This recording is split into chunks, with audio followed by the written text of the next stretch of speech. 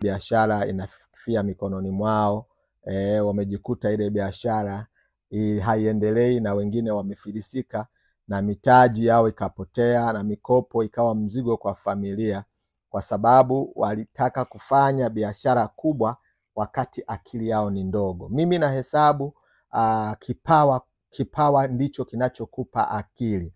Na akili ni nini? Akili ni ule uwezo wa kuyatazama mazingira, ukayagundua matatizo yanayowakabili wanadamu na ukayatengenezea suluhisho.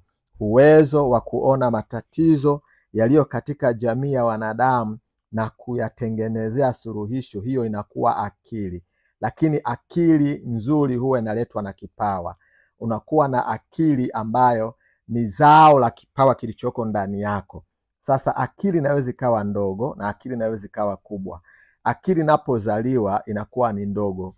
Ili akili iweze kukua inabidi iweze kushughulishwa.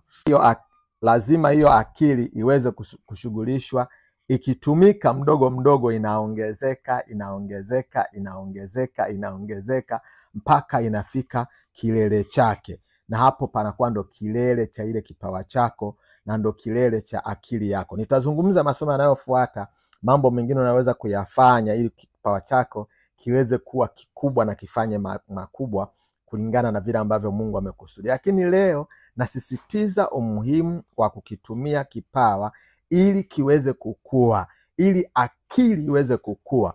Ukikutana na kijana ana miaka 15, ameanza kufanya biashara ya kuuza mihogo, akatumia 10,000, akaikuza ile 10,000 ikapata 100,000, akafanya biashara akapata 1,000,000, akafanya biashara akapata 30,000,000.